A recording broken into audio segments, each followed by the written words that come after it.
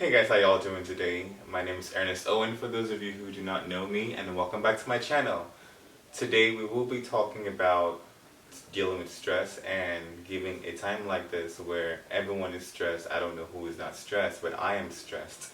And I would like to elaborate on a few ways on how to enable or manage stress. And in order for me to talk about stress, because I'm not a specialist in that field, I have with me an honorary guest who is a mental health specialist. So without further ado, I introduce to you Dr. Myron Johnson. Good evening, Mr. Owen. How are you? I'm fine, thank you, Mr. Johnson. How are you doing today? I'm very well, thank you. Must say that it is good to be here, and thank you so much for inviting me. It is my pleasure. It is my pleasure. Now, dealing with stress, I know we're in a time and in a season where the world is in panic and everyone is distressed and has a question or the other to ask. Sure. What do you think is the most important thing that that people should take out of this, number one, and also, if for those of us who are stressed, how do we manage the stress?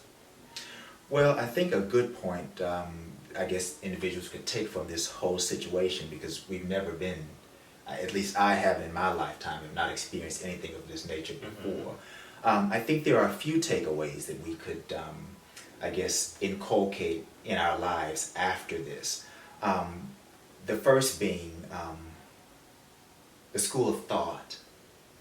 As you go through such trying times like these, they really come to test you and really come to test who you are as a person. I think that a school of thought puts you in a place for you to be able to learn what to do and what not to do in times such as these.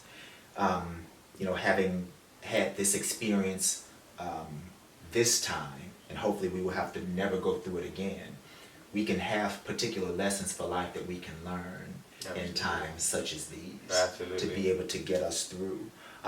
Ways to manage situations of this nature that are strenuous or that are stressful. A few things, but I think what's most distinctive and what's most important is learning how to control stress or manage stress. And you can do that in a lot of ways other than self-medicating. We don't want to self-medicate at all. Sure, definitely. But we can do other things that can help us to get through these trying times. Okay. Now, you mentioned managing stress or controlling stress. Or, well, let's start with this. How do I identify stress? How am I able to, identify that I am going through stress, or identify that brother A or sister B is going through stress? Well, any change in the body, any change in communication that is a total distinction from how you customarily would communicate or what you would customarily do. Stress is a part of the body that works on the mind, because it first starts with a thought, and then from that it grows. It can grow into anxiety. It can grow into sadness. It can grow into anger.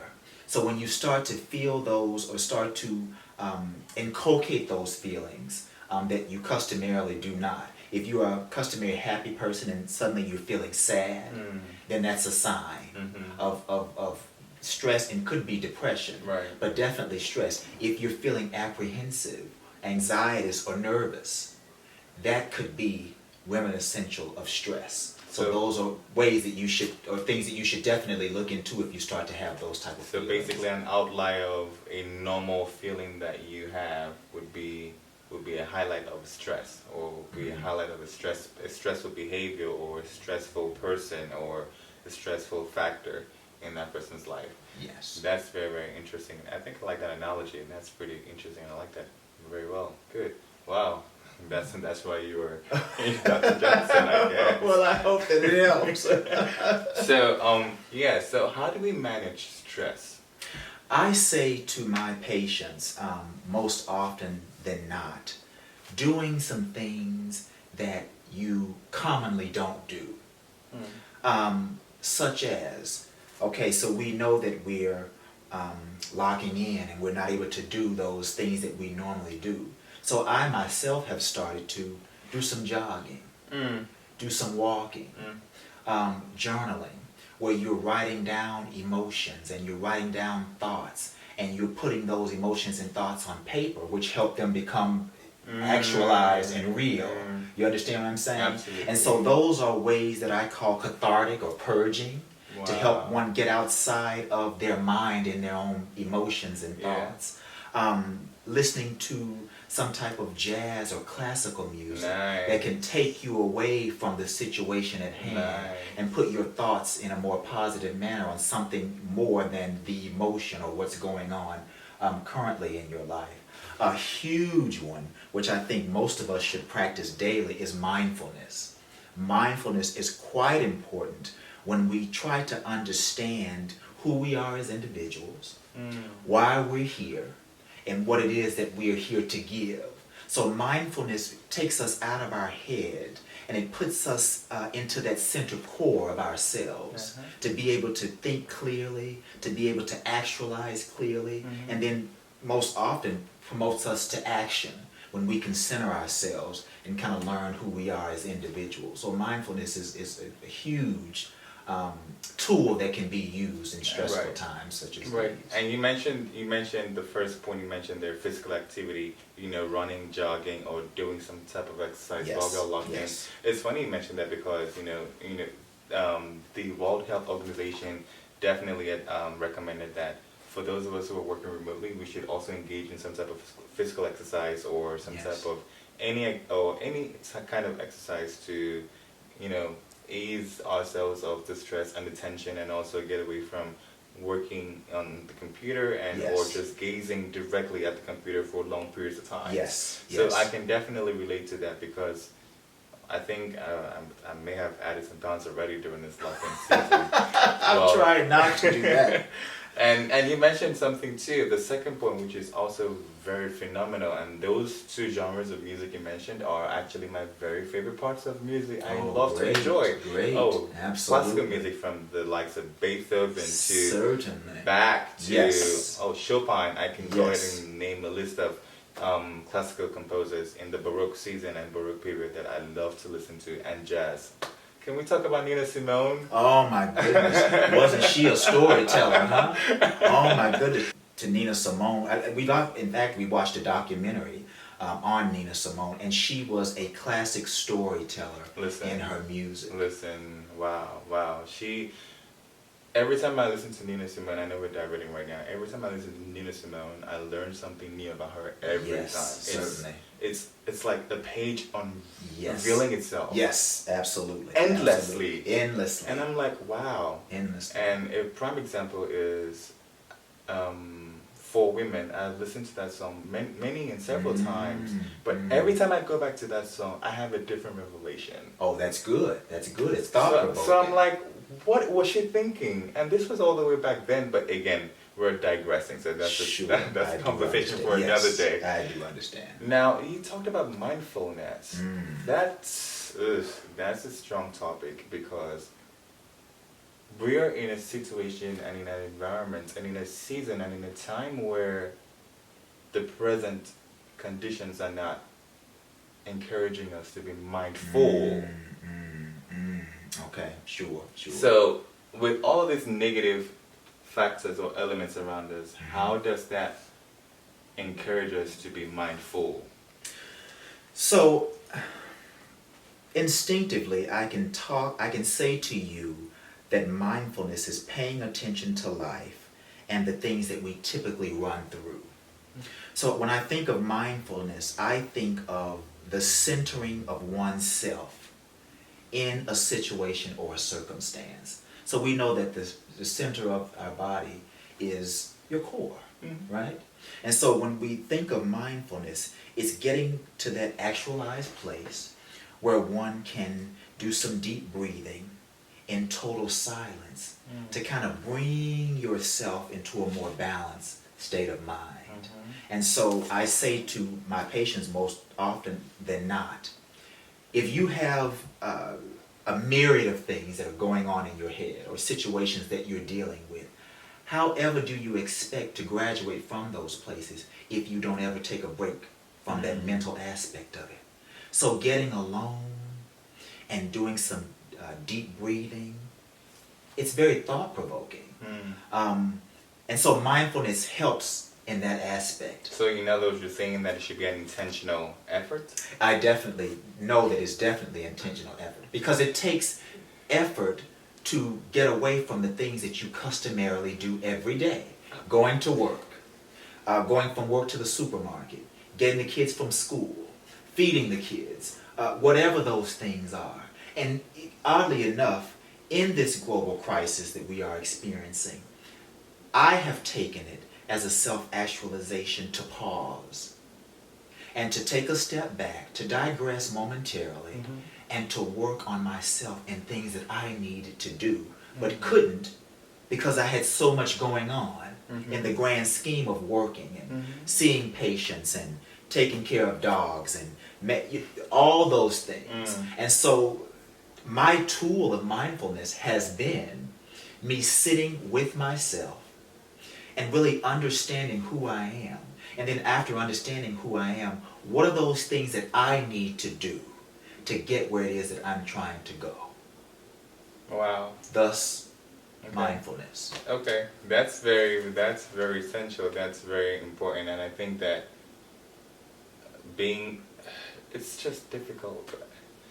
So let me put myself in the sphere of a regular American, or among the 30 million people who probably lost their job and filed for unemployment. Sure.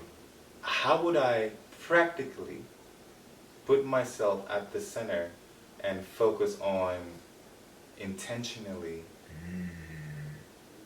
thinking positive or being mindful of that situation? Interesting.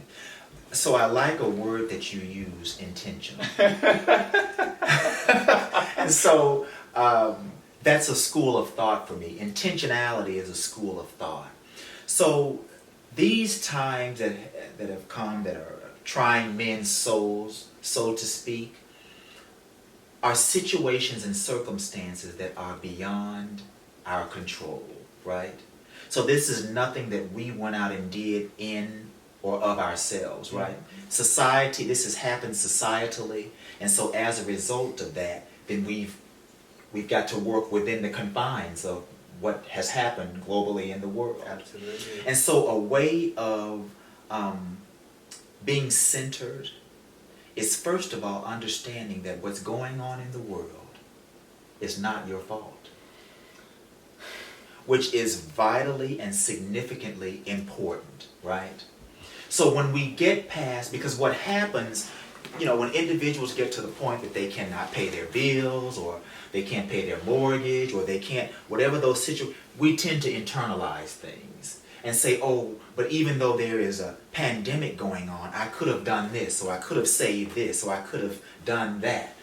And I think of something that just arose. My god sister said to me some time ago, she said, Myron, I have just come to understand that I don't care what I've saved and what I've put away, it's never enough.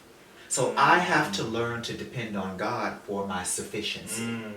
And so, without digressing, to come back to your question at hand, is to internalize the fact that this is not our fault. So when we get to the place that we understand, okay, this is not my fault. Okay, so then now what can I do about it to evoke change? Absolutely. And so what you can do is you can make certain that you are in a nucleus of relationships and friendships that can help to uplift you and to build you in a positive manner, to help to alleviate some of those stressors of, oh, this is behind, this is late, oh, I can't pay this. And so, and I'm big on relationships. I mean, romantic relationships, platonic relationships. I am big on relationships. And so what has helped me at a time like this is calling upon my friendships. And they help me to understand that I'm enough. Even in the situation of a global pandemic crisis, that no matter what's going on around me, that I'm enough. Right. And so when I realize that I'm enough, I don't have to take responsibility of what's going on in the world. But I am responsible for how I react to negative stimuli that's happening in the world. Wow, wow, wow. That's the key word right there. How to react to the negative stimuli that's going on in the world. Indeed. So I guess the take back from that would be, in regards to what's going on right now in the world, how do I react positively to affect the change? Granted, we know that um, a lot of people are hit by this on a different scale. It's hit people on different levels, and so some people are saying, oh, at the end of this season, if you haven't learned a skill, or if you haven't learned something, if you haven't added knowledge to yourself, or whatever it is, or learned that you've lost. But then again, everyone is at a different trajectory of life. Sure, absolutely, sure. What someone else is counting as a gain, it's a loss to another person. Absolutely, yes. And vice versa. So I don't think it's fair enough for people to make that comment, especially in a season like this, and given the fact that, prime example, all the fingers of our hands are not equal, and they're all different and unique in the same way. They're not all of the same length. And everyone, and that plays the same principle to life. Yes. So we're not all equal, and however, we are all of different capacities and of different lengths and of different abilities as well. Indeed, So we are. Yes. that's very refreshing to hear that, and I think I really like that analysis that you gave. So yeah. So, if I may interject, I think your question was how to react positively in our current circumstances and situations. There are quite a few things that one can do, but I want to relegate this to creditworthiness and paying your bills, things of that nature, because that's huge. When we don't have enough, when we're insufficient or deficient in ways to pay our bills or to make ends meet, then that plays on our psyche, and that plays on a lot of things psychologically, your self-esteem and other emotions. Calling your creditors. So because this is a pandemic, it's worldwide. And so your creditors know, because they live in this world with you also. But calling your creditors and letting them know what's going on, and just seeing what ways that they can assist you with a credit card or your car payment or your mortgage. You will find out that people like to help, and they like to be of assistance. And so once you're able to kind of talk through that with creditors, I have been told that individuals have come out a lot better because they've held interest rates, they've held late payments, they've scaled over payments where you don't have to make a payment until the next. Having conversation is what we have to learn as people. It's cathartic, it's healing, it's learning. I had an individual that reached out to me via social media last week, and he's going through his doctoral process. And I said, well, in that process, I learned so much. And he says, what? I said, oh, absolutely. And so I began to list for him via text the things. Now, I'm on the other side of the dissertation process and so forth. Trust me, when I was in that, I didn't realize that I would have this process afterward, or school of thought afterwards. But it helped me to be ever evolving and ever learning. It grew me up as an individual. I'm from a somewhat sheltered environment with parents who made certain that I had more than what I needed and more than enough, and I'm grateful for that.